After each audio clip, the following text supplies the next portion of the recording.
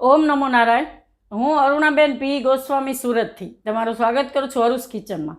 આજે આપણે બનાવશું વેજ બિરયાની મસાલો. વેજ બિરયાની મસાલો બનાવવા માટે આપણે આખું જીરું લીધું છે 2 ચમચી અને 3 ચમચી આપણે આખા ધાણા લીધા છે. અને આ મસાલો થોડોક મીઠો ટેસ્ટ હોય છે, થોડોક સ્વીટ ઉપર આવે એમ. બિરયાની મસાલો છે ને એ તો આપણે તજ લીધા છે, એ આપણે થોડાક વધારે લીધા છે કેમ કે તજનો સ્વાદ થોડોક મીઠો હોય છે, તીખો ને મીઠો એમ. અને આ આપણે બાદિયા લીધા છે, જે 7 થી 8 ફૂલ છે બાદિયા. આનો સ્વાદ એ રીતનો મીઠો હોય છે અને એકદમ સરસ સુગંધ હોય છે. એટલે આ મસાલો એકદમ સુગંધી ને મીઠો હોય છે અને સુગંધ સરસ આવે છે. આ આપણે જે જાવિત્રીના ફૂલ આવે છે આ રીતના, જાયફળ જાવિત્રી કહે ને એ, તો આ આપણે લીધા છે 3 થી 4. આની સરસ સુગંધ આવે છે. એક આપણે જાયફળ લીધું છે અને આ આપણે એલચી લીધી છે કાળી 6 નંગ અને થોડીક આપણે આ લીલી એલચી લીધી 1 ચમચી જેટલી અને 1 ચમચી જેટલી આપણે વરિયાળી લીધી. વરિયાળીનો ટેસ્ટ મીઠો હોય ને સુગંધ સરસ આવે છે. આપણે આખા તીખા લીધા છે 1.5 ચમચી જેટલા એમ. અને 1 ચમચી જેટલા આપણે લવિંગ લીધા છે અને હળદર લીધી છે આપણે થોડીક 1.5 ચમચી જેટલી. અને આ આપણે તેજ પત્તા લીધા છે 3 થી 4 અને આ આપણે 7 થી 8 આપણે કાશ્મીરી લાલ મરચાં લીધા છે આખા. અને આ આપણે દળેલું મરચું લીધું છે, આ આપણે કાશ્મીરી જ લીધું છે 3 ચમચી. તો આટલું આપણે જોઈએ એમ. તો પહેલાં આપણે આ મસાલા છે એને શેકવાના છે, ખાલી એમનેમ જ, તેલ કે કાંઈ નથી નાખવાનું, ડ્રાય. તો આપણે કઢાઈ લીધી છે, ગેસ આપણે ચાલુ કરશું અને આમાં આપણે પહેલાં જીરું નાખશું કે જીરું આપણે થોડુંક સેજ લાલ થાય એવું શેકવાનું છે એમ. તો પહેલાં જીરું શેકી લેવું. આપણે જીરું શેકાય ત્યાં સુધીમાં આપણે આ જાયફળને વાટી લેવું. તો આખું પીસવામાં થોડોક વાંધો આવે તો એને આપણે 2 થી 3 ટુકડા આ રીતે કાપી નાખવાનું. બસ આટલું જ એમ, બાકી તો પીસાઈ જાય કેમ કે એકદમ આખું આપણે પીસવામાં વાંધો આવે એમ. આને આપણે કાઢી લેવું. આ રીતે આપણે થોડાક ટુકડા કરી લેવાના.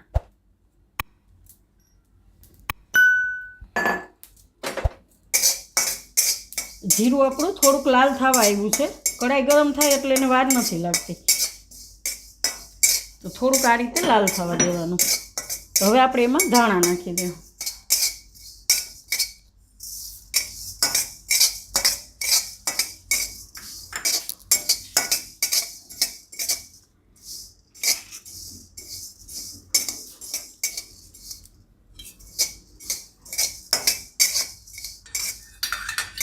હવે આપણે આમાં બધાય આખા મસાલા આપણે નાખશું. તો એલચી નાખી દેવું કે આ પીસવામાં આપણે થોડુંક શું છે કે મોઇશ્ચર હોય તો ઉડી જાય. અત્યારે ચોમાસું છે તો હવાઈ ગયું હોય એમ, તો પીસવામાં વાંધો આવે એટલે. નહીં તો આખા મસાલાને એટલા બધા શેકવાની જરૂર ન પડે. ને લવિંગ ને બાદિયા, ગેસ આપણે ધીમો જ રાખ્યો છે. અને તજ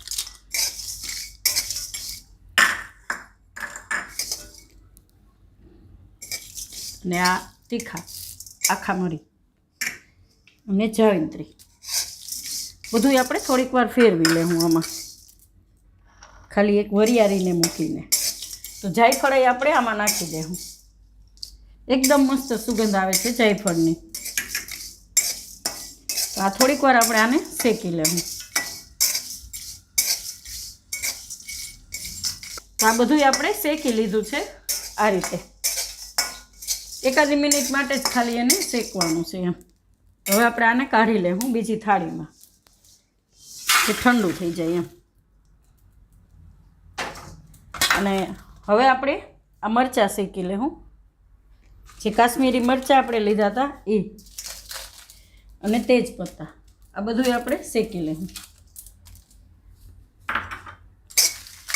આને આપણે એ જ રીતે 1 મિનિટ માટે શેકી લેવું એટલે આનું મોઇશ્ચર ઉડી જાય એમ. તો આ બધું આપણે સરસ શેકાઈ ગયું છે કેમ કે આપણે આ કઢાઈ ગરમ હતી એટલે એને વાર નહીં લાગે શેકાતા એમ. હવે પહેલી વાર કઢાઈ થોડીક ગરમ થાય એટલે એને વાર લાગે એમ. તો આ આપણે શેકાઈ ગયું છે. તો ગેસ આપણે બંધ કરી દઉં અને આને આપણે એમાં જ કાઢી લેવું ભેગું જ. તો આને આપણે હવે ઠંડુ કરશું. અને આની અંદર આપણે વરિયાળી મિક્સ કરી દઈશું કે વરિયાળીને શેકવાની જરૂર નથી આપણે. વરિયાળી શેકીએ તો એનો સ્વાદ સારો નથી આવતો, બદલી જાય છે એમ. આના ભેગું આપણે મિક્સ કરી દઈએ. હવે આ બધું થોડુંક ઠંડુ થવા દેવું. આ મસાલો આપણે ઠંડો થઈ ગયો છે અને તેજપત્તાને આપણે આ રીતે ભાંગી નાખવાના થોડાક. હવે આને આપણે પીસી લઈશું. તો આપણે એક મિક્સર જાર લીધું છે.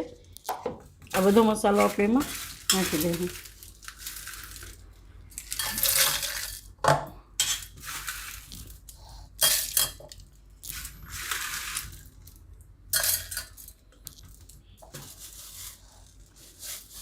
એકદમ મસ્ત સુગંધ આવે છે મસાલો.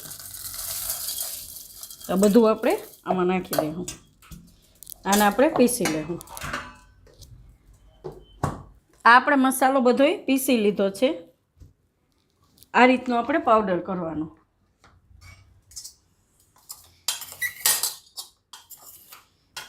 આ રીતનો એકદમ સરસ સુગંધ એકદમ સરસ આવે છે અને કલર એકદમ સરસ થઈ ગયો છે આ રીતનો.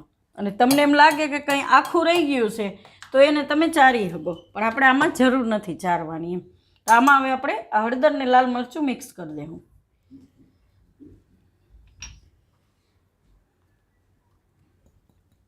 અને આને આપણે પાછું 2 કાંટા ફેરવી લેવું. આ આપણે બધોય પીસી લીધો છે મિક્સ કરીને આ રીતે એકદમ સરસ. નાની તમે બનાવીને આખું વરસ સ્ટોર કરીને રાખી શકો, કોઈ પણ એરટાઈટ ડબ્બામાં રાખીને. અને ફ્રીજમાં રાખવાની એ જરૂર નથી, તમે બહાર જ રાખી શકો એમ. પણ પાણીનો ભેજ ન લાગવો જોઈએ એમ, કે ગમે ત્યાં કાઢવું હોય તો પાણીવાળી ચમચી અંદર નહીં નાખવાની એમ. થોડોક બહાર કાઢીને રાખી લેવાનો. તો એકદમ મસ્ત આપણે મસાલો થઈ ગયો છે. અને આપણે વાટકામાં કાઢી લેવું.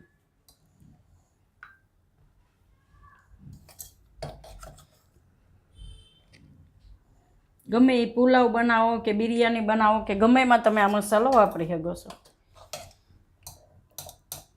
ઘણો બધો થયો છે આપણે.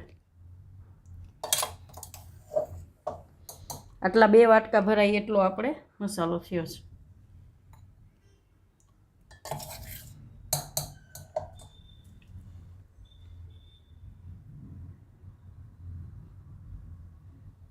આપણે આ રીતની કોઈ પણ કાચની બોટલ હોય એમાં ભરી લેવાનો એમ.